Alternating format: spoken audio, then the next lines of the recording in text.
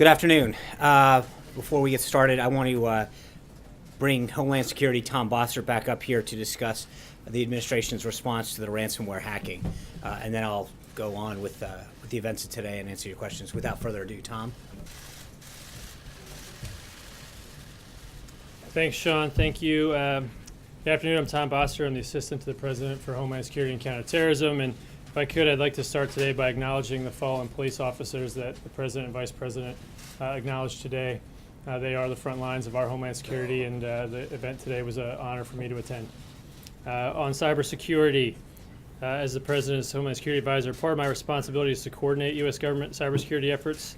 I want to give you an update today on the ransomware attack that's been known as WannaCry or WannaCrypt. We continue closely monitoring the situation around the clock at the highest levels of government. We're bringing all of the capabilities of the U.S. government to bear on this issue and are working side by side with our partners in the private sector and our international partners. I spoke moments ago with my counterpart in Great Britain and learned an update from them that they have a feeling of control over this ransomware event, and that as their affected computers seem to have been tied to the fact that their healthcare system is so large and networked. They are painfully aware, though, of the fact that this is a global attack, as are we. As of this morning, it has reached approximately 150 countries and infected more than 300,000 machines. The good news is the infection rates have slowed over the weekend. We had been concerned about that when last we talked. The ransomware has disrupted telecommunications companies, hospitals, and other organizations. The UK National Healthcare Service announced 48 of its organizations were affected, and that resulted in inaccessible computers and telephone service, but an extremely minimal effect on and disruption to patient care. That was something quite evident in my conversation. Computers at the Spanish telecommunications company Telefonica were compromised, and we had a small number of affected parties in the U.S., including FedEx. Secretary Kelly at the Department of Homeland Security continues to lead operations and public-private coordination. His team is issuing twice daily situation reports, is holding multiple calls per day among experts and operations centers managing our response. As of today, no federal systems are affected. Overall, the U.S. infection rate has been lower than many parts of the world, but we may still see significant impacts in additional networks as these malware attacks morph and change. Despite appearing to be criminal activity intended to raise money, it appears that less than $70,000 has been paid in ransoms, and we are not aware if payments have led to any data recovery. The Cyber Threat Intelligence Integration Center is also keeping us informed of the classified insights concerning the investigation into these hacks. And let me talk about now briefly the way ahead. Sorry about that. It's important for our business and individuals to know that 3 variants of this ransomware are reported to have emerged using similar techniques. We had talked last I was here about variants of this malware. If you follow the mitigation advice published by DHS, the FBI, and Microsoft, and have patched your systems, you are protected against all of these variants. It's also important to know that pirated, stolen, or otherwise unlicensed versions of affected software often will not receive patches, so it's important to not use that unlicensed software. If you do, you'll be subject to extraordinarily susceptible infection. While it would be satisfying to hold accountable those responsible for this hack, something that we are working on quite seriously, the worm is in the wild, so to speak, at this point, and patching is the most important message as a result. Business and government have responded with upgrades and patches, defensive mitigations, and this has dramatically reduced the vulnerable population over the last 3 days. So this needs to continue to be our focus. Let me finish by repeating advice that all organizations be vigilant in updating their software, and that the only computers that can be compromised by the WannaCry or WannaCrypt virus are ones that do not have the latest security patches available from Microsoft. So what's the net effect? Tom, do you have any, so this is one episode of malware or ransomware. Do you know if, from the documents and the other cyber hacking tools that were stolen from NSA, if there's potentially more out there? So there's a little bit of a double question there. Part of that has to do with the underlying vulnerability exploit here used. I think if I could, I'd rather, instead of directly answering that, and can't speak to how we do or don't do our business as a government in that regard, I'd like to instead point out that this was a vulnerability exploit as one part of a much larger tool that was put together by the culpable parties and not by the U.S. government. So this was not a tool developed by the NSA to hold ransom data. This was a tool developed by culpable parties, potentially criminals or foreign nation states, that have put it together in such a way so as to deliver it with phishing emails, put it into embedded documents, and cause infection, encryption, and locking. So the provenance, I think I said this morning, of the underlying vulnerability is something that is a little bit less of a direct point for me. I guess a shorter way to put it would be, is there more out there that you're worried about could lead to more attacks in the future? I actually think that the United States, more than probably any other country, is extremely careful with their processes about how they handle any vulnerabilities that they're aware of. That's something that we do when we know of the vulnerability, not when we know we lost the vulnerability. I think that's a key distinction between us and other countries and other adversaries that don't provide any such consideration to their people, customers, or industry. Tom, you mentioned your British counterparts are feeling a sense of control. Was there any time, as you monitored this here in the States, where you felt there was any lack of control or this could get out of hand here? And if not, what is it about what was here that was protected that didn't exist, for example, in Europe or other parts that have obviously taken a much bigger hit from this? Yeah, no comparative lack of control, but my conversation today led me to believe that he felt quite comfortable and my counterparts felt quite comfortable with where they stood today, not comparing. But was there any time that you felt here that things could spiral out of control? Well, as we were gaining and gathering more information, it was important for us to determine the parameters of this. Once we got our hands around the parameters of the malware, that's of course in the beginning moments what you're trying to get a hold of. Get the malware, analyze it, determine what's happening. In that time frame, you don't feel entirely in control, but you're searching for information. Once we got it and realized what the situation was, we realized there were patches available and had been available since March, and so from that point, operations centers and communications become the key, and they're imperative to how we handle this response. And from the British perspective, I thought it was important to pass along from them 2 points. One, that they thought it was an extremely small number of patients that might have been inconvenienced, not necessarily a disruption to their clinical care as opposed to their administrative processes. Then two, that they felt that some of those reports might have been misstated or overblown given how they've gotten themselves into a position of patching. So we'll have to do the analysis and the investigation later as to why certain organizations, systems, or sectors were more greatly affected than others. So that's the point I'd like to elaborate. If I could, one more here. Yeah, please. just bottom line is for the average consumer, and what are you going to do going forward to make sure that it doesn't get out in the open and affect us anymore? Bottom line for the consumer is patch your software, provide automated patch support if you can, turn that automated on. Make sure your IT service providers or IT folks within your organizations are patching your software. That's the bottom line, and this particular malware and the 3 reported variants that we've seen since are all fixable with patch, and that's something that you can get from Microsoft. So that's our bottom line, and I don't want to encroach too much here into Mr. Spicer's time, but if I could, with that, maybe I have one more question, Sean, okay? Who did it? We don't know. That's the attribution that we're after right now. It would be very satisfying for me and for all of our viewers, I think, that if we find them, that we bring them to justice. I think that's something that sometimes eludes us. Attribution can be difficult here. I don't want to say we have no clues. As I stand here today, I feel that the best and brightest are working on that. So, thank you very much. I'll let you know. Thank you very much. Appreciate it. Thank you. Thank you, Tom. The President was pleased to see this morning the National Association of Home Builders and Wells Fargo announced earlier that recent reports show that U.S. home builder confidence continues to rise, with numbers now at their strongest since the housing bust. According to the NABH's chairman, quote, "This report shows that builders' optimism in the housing market is solidifying. We've already seen tremendous response in the economy in the wake of the President's pro-growth agenda. The unemployment rate is at the lowest it's been in a decade. Manufacturing job openings are higher than they've ever been since 2006. And by nearly every measure of economic confidence, the future of the American economy looks very bright." The President is also glad to see businesses once again making significant investments in America, from Intel to General Motors to Walmart to Apple, who specifically just announced earlier this month that will start a $1 billion fund to promote advanced manufacturing jobs here in the United States. And it's not just the President's domestic economic policies that are generating optimism.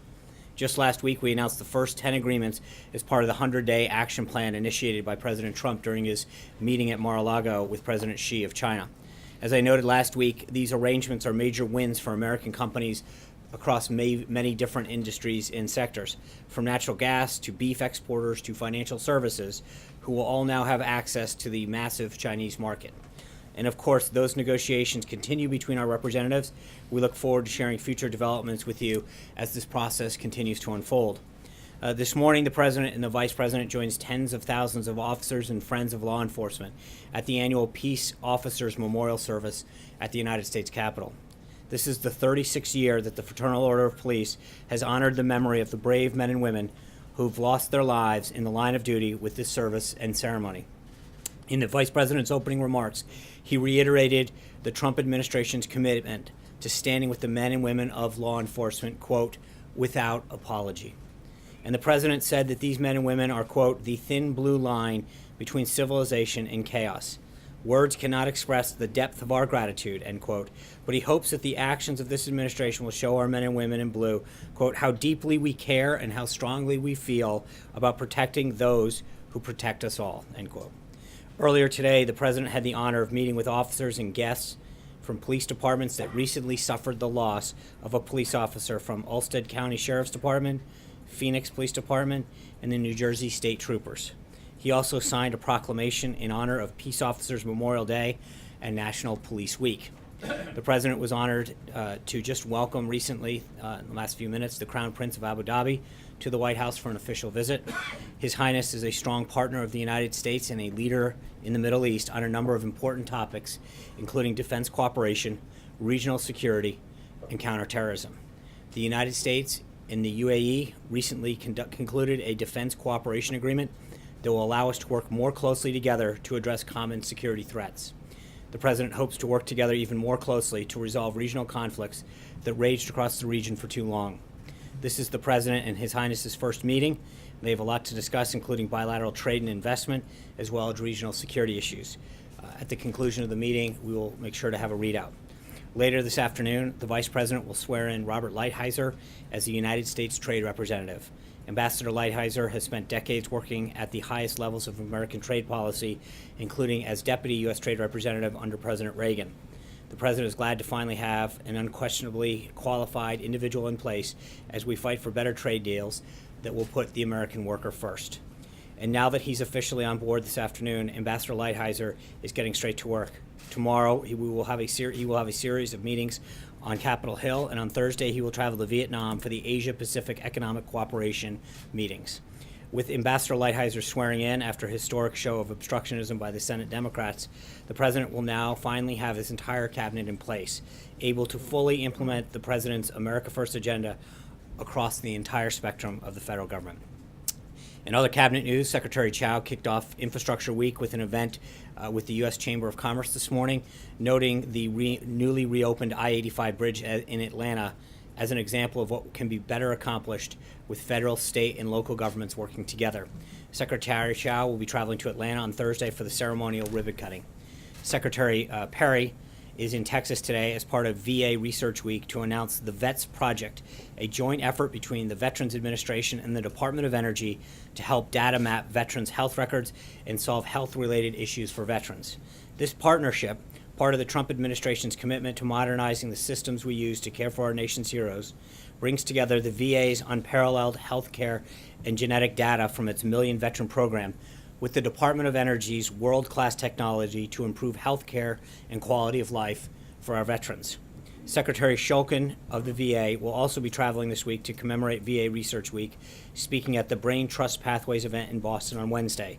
This event brings together public and private experts in research, treatment, prosthetics, IT, and other specialties to focus on new and innovative ways to support veterans coping with the effects of traumatic brain injury and head trauma.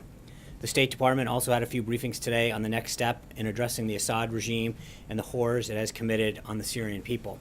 The Trump administration believes that Syria's political future should be decided by Syrians in a free, credible, and transparent process.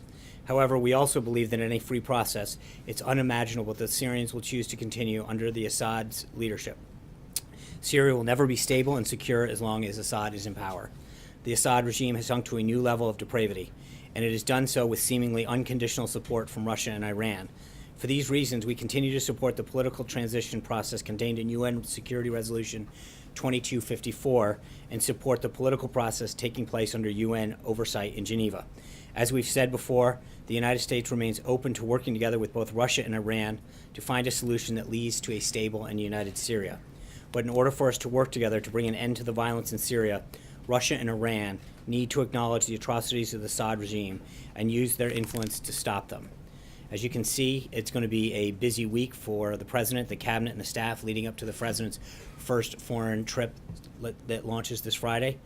We take off for Saudi Arabia later on Friday, and I plan to have General McMaster here hopefully tomorrow to walk through the trip with further detail. And with that, your questions. Thank you, Sean. Just in China, NSC Senior Director Pottinger say the U.S. is forming a Belt and Road working group and say the U.S. company have much to offer. So what's the perspective of the U.S. future collaboration in this Belt and Road initiative? Yeah, as I mentioned with respect to the 100-day plan, I think there's a lot of areas that we are going to continue to work with China to develop a way forward. I think the relationship that the President established with President Xi down in Mar-a-Lago is continuing to pay dividends for our country. And whether it's this policy or trade or market access, we're going to continue to see all of those individuals from the President's cabinet that were down in Mar-a-Lago continue to work with their counterparts in China to find a path forward. John. Sean, a couple of topics, but first of all, back on what you said about Syria. Is the official policy of this administration now regime change in Syria? I think I've made it very clear what our policy is and continues to be. Over the weekend, a lot of complaints from Democrats about the Comey replacement process. First of all, that Jeff Sessions is leading the search. A lot of Democrats think that because he recused himself from the Russia investigation, he should not be in that position. Secondly, some Democrats in the Senate are saying that before they will consider the president's next nominee, they want a special prosecutor appointed to look into the Russia investigation. Can you respond to both of them? I think this is a process that's running completely as it should, as being headed by the Deputy Attorney General and the Attorney General. As we've noted in the past, the FBI Director reports to the Deputy Attorney General. They continue to move through a series of highly qualified candidates, and it's, obviously this is a huge priority for the President to make sure that we have someone that has the ability to administer the proper leadership to the FBI. Say that on the special prosecutor? I think there's frankly no need for a special prosecutor. We've discussed this before. You have two Senate committees that are looking into this. The FBI is conducting their own review. And I think if you even look at what Acting Director McCabe said last week, he made it very clear that they have the resources that they need and that the work continues.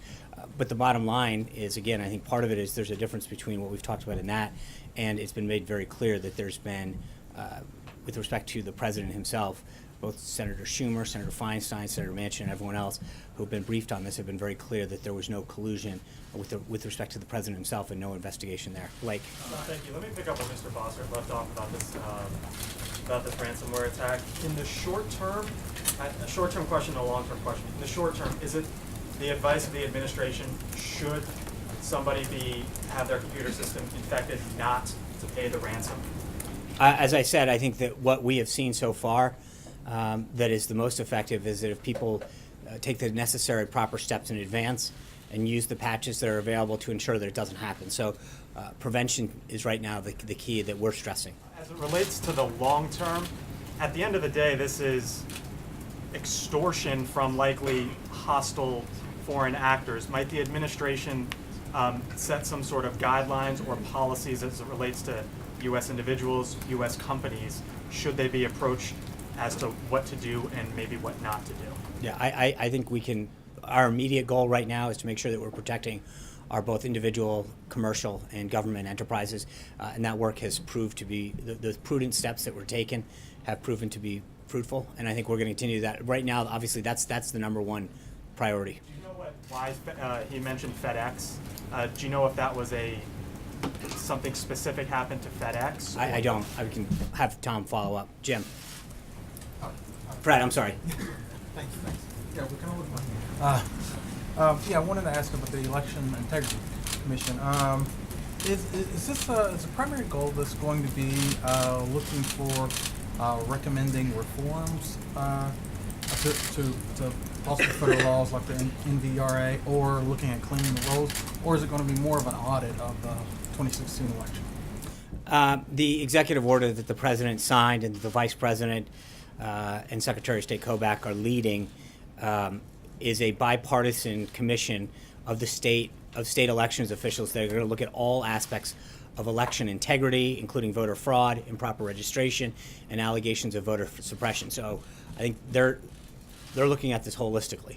Okay, and one more. As far as North Korea goes, with the new South Korean government coming in, does the administration advise against their reaching out or outstretched hand that they had towards the North Korean regime, particularly after? I'm sorry, say the new South Korean government. Is the administration advising against South Korea reaching out to North Korea after this weekend's missile test? I think the president looks forward to having a conversation with the new president and discussing the way forward, but I'm not going to get ahead of that discussion at this point. John. Thanks a lot, Sean. On the search for the new FBI director, the president today said that it's moving rapidly. One name that was put forward over the course of the past 24 hours by the Senate Majority Leader is that of Merrick Garland. Is that a name that the president would possibly consider in the move to name a new FBI director? The search for a new FBI director is being handled by the Department of Justice. My expectation would be that once they've conducted that search, they'll present names for consideration of the president, but they are the ones that are leading that effort. Alexis. Sean, can I follow up on the tape question from last week? As you know, several Republicans have joined Democrats in seeking additional information from the White House in writing about the existence of any tapes, producing the tapes, and any further information about the potential taping of conversations.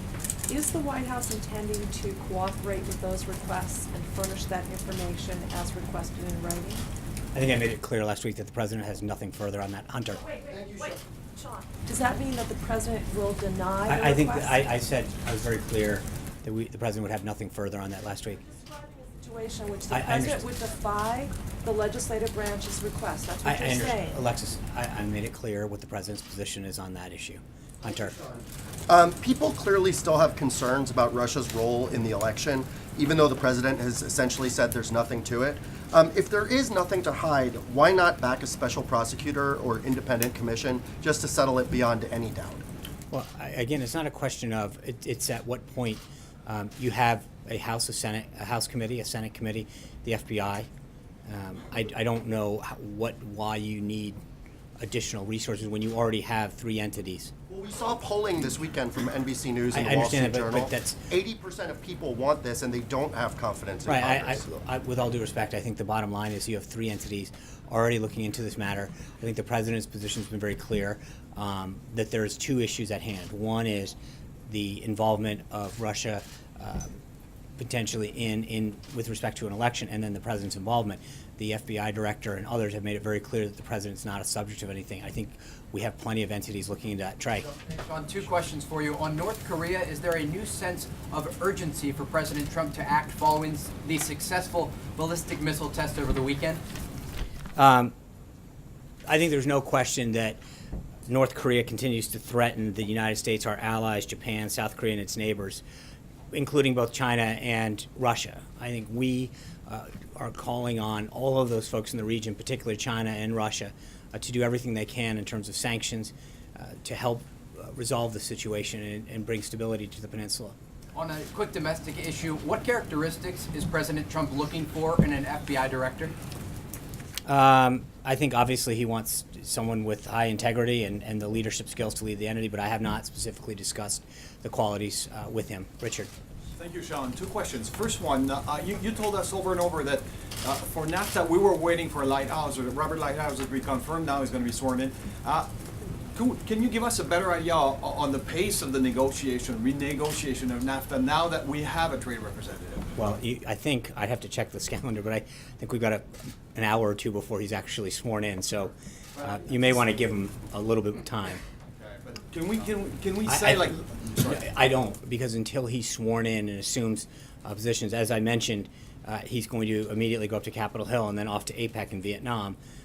So I'm sure we'll get around to it, but right now, we still need to just go through the process of getting him sworn in. Jim? And just last week, quickly, H.R. McMaster touched the topic, but when the president will be with NATO allies, is he going to ask for a larger, bigger involvement in Afghanistan with troops on the ground from the members? I'm not going to get into what he will say or will not say. It's he'll have an opportunity to make his position very clear when he goes and visit. Allies with soldiers on the I think ground? he hasn't even. I don't think.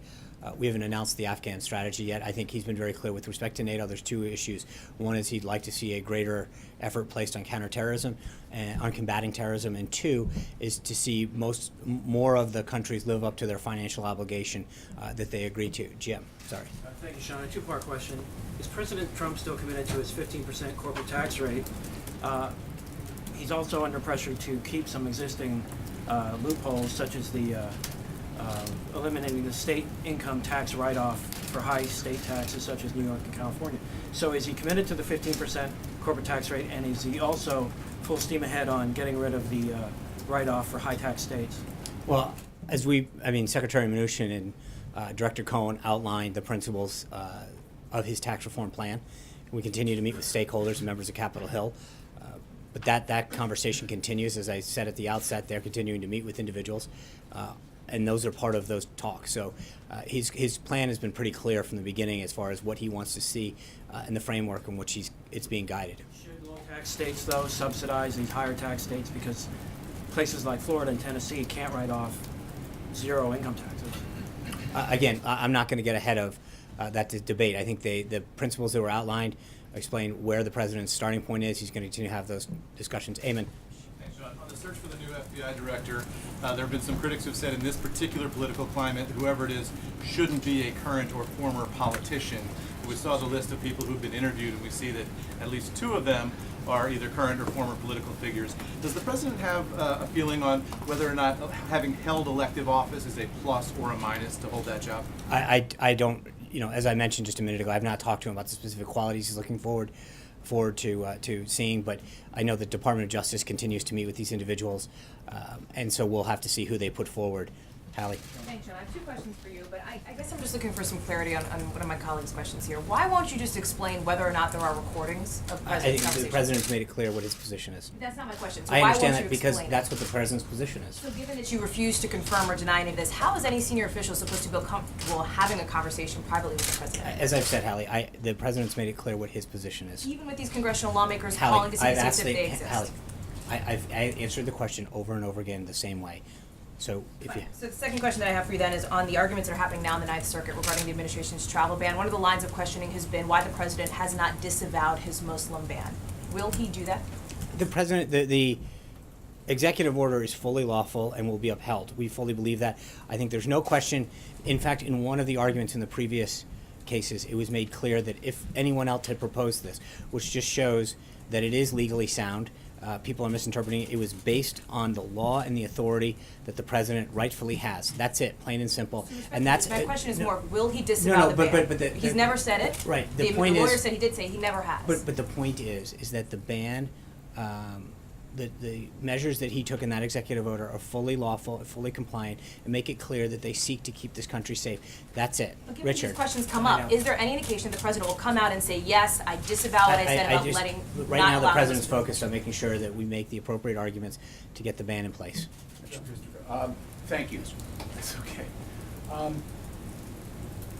Considering, in contrast to much of the expression during the French presidential election, and that has been reported in France especially, there may be a lot more in common between President Trump and the new President Emmanuel Macron of France. Both former successful businessmen, both leaders of two very powerful countries, and two of the oldest allies going, basically. Knowing this, would the president look forward to an opportunity to bring this young president closer to him, maybe meeting on the borders at the G7, or maybe even inviting him here to the La Maison Blanche in the next few months? If we have updates to share on additional individual leaders that he will be meeting with or meetings that he'll have during his trip, we'll be sure to give you an update on that. But with respect to whether it's the French president or any other head of government, the president looks forward to reasserting America's role in the world and reestablishing some of the relationships. And I think what you've seen so far, whether it's President Xi or Prime Minister Abe or other individuals, as you can see by the week that we're having this week with the UAE, Turkey, Colombia, the president has made it very clear that he is going to do everything he can to reestablish relationships around the globe to help protect and advance our national interests. And this is a special one. There are also, I mean, The look, oldest one. I agree. Before we There- were there- right. Republican. I understand. There is a lot of relationships that the president wants to strengthen for the good of this country. John. Thank you, Sean. Two brief questions. First, there are reports, and it may be confirmed by now, that Mrs. Callista Gingrich will be the third woman to be U.S. ambassador to the Holy See. Official? Nothing's official until it's announced. Has her name been vetted with the Vatican? I'm not going to. That's a nice back try, but I'm not going to. The answer is we have no personnel announcements. The other question is not related to personnel, but process with the FBI director. Sarah spoke last week about an interim or acting director of the FBI, but with the interviews that you described with the Department of Justice, can we expect that the name who is nominated for the position from that podium will be for permanent director and promptly submitted to the Senate? That's what I believe the president's expectation is, yes. So no interim or acting? Well, I mean, you have an acting now until someone's selected, but the reason that the president's team is going through this process is to select the next director. Mara. I know this isn't on the front burner right now, but I have actually the healthcare question. Okay. As it goes to the Senate, I'm wondering if the president's negotiating strategy will change. Does he want to get involved earlier? Does he want to wait till the Senate kind of comes up with something? Does he have anything in particular he wants them to keep from the House bill, get rid of from the House bill? What's his approach to this new chapter in the AHA-CA repeal process? Well, I think he feels very strong about the product that came out of the House, but he recognizes that the Senate has a duty to review it and to come up with ideas, and if it can be made stronger, then great. He's continued to have conversations with members of the Senate. His staff has had them as well. Our legislative team and others are in communication with the Senate, and we'll continue to work with them, but obviously they're an independent body. They have a right to go through their own process. But if we can make the bill stronger in any particular way, that's something that he'll support. But he kind of came in at the end to kind of close the deal in the House. Does he want to get involved more in the earlier stages of the process in the Senate, or just stick with the same negotiating strategy? I think that the team has been intricately involved in the process for quite some time, and the president, by several accounts, was involved in a way that people hadn't seen on Capitol Hill in a long, long time. Jill. Two things. Just going back to the FBI director search, should we expect the president to begin interviewing personally the short list before he leaves on the trip? I think that's going to be driven by the Department of Justice. And as soon as the Department of Justice has a recommendation for the president, then we'll move on. But at this time, there's no update on where that is. And then I want to go back to you started off with Syria there. The State Department today, of course, announced that the Syrian government has apparently been carrying out mass killings, burning thousands of prisoners. I'm wondering if that crosses any kind of red line for the president, and whether we should expect to see any kind of military response to that. Well, the president's always been clear that he's not going to telegraph actions that he takes. So that's number one. Number two is I think what is important about what the State Department did today was to really enumerate the atrocities and the human rights violations that have been committed, and then further ask the world community to join with us to put pressure on Syria. Should we expect any direct action by the president? I don't think the president's made clear over and over again that he doesn't telegraph his actions. He's going to be continuing to raise this issue, but when he's ready to act, he'll let everyone know. Jen? When it comes to vetting for the FBI director, after the experience with Michael Flynn, is the White House recommending doing anything differently with vetting the FBI director? Are you already doing something different with that vetting? I'm not going to get into internal processes that exist, but obviously, you'd have the full resources of the FBI. So I'm not going to get into how that process is handled. It's a good idea to change things? I'm not going to get into the processes of how that's being done. Sean? Yeah. Okay. Two questions. One to follow up on Hallie's question. How has the president made it clear what his position is on Yeah, the I've importance? answered that several but times. how does he make it clear? Because All I've seen is the tweet. Right. So that's his position. He said that he has nothing further to add. Okay, but he had tapes and Caitlin, quotes. I understand. Okay, I just wanted There's to get a nothing further to clarification add on on it. that. My second question is, has he made any other inquiries about the Russia investigation to any other FBI officials? I don't, not that, I haven't asked him about that, but I'm not aware of anything. Okay, and one small follow-up. Last week you said you would get back to us on who requested the dinner between him and Comey. I still, I apologize, I will follow up on that today. I think one of the things that's important with respect to that, just to clear something up, I think that there was clearly bipartisan support that Jim Comey wasn't up to the job. The president has every right to fire a person because he believed Director Comey lacked the judgment and the decision-making skills and wasn't up to the job. The president's reaction to this, to what his position has been completely misrepresented. If you think about what he said to NBC News, he said, one, he didn't care that this action would make matters worse for him, that it, quote, might even lengthen out the investigation because he would take action against Jim Comey and firing him. He said that he wants the investigation to be done, quote, absolutely properly. And he said that he might even confuse some people that he would take this action knowing it would make matters worse for him. The actions that he took, he knew could be detrimental to himself, but none of those things mattered because the president had to do the right thing for the American people because he believes that Jim Comey was the wrong man for that position. And I think that we've got to be very clear as to the reason that the president took the actions that he did. He knew that what he did could be detrimental to himself. It could lengthen the investigation, but he knew it was the right thing for the country, the right thing for the FBI, and the right thing to get to the bottom of this. Why do you believe Comey was the wrong person for the American people? Because he didn't have the leadership skills necessary to lead that institution. And as he said in the statement at the time, the FBI is the crown jewel of law enforcement, and they deserve a leader that can properly lead the institution. Thank you guys very much. I'll see you tomorrow. Thank you.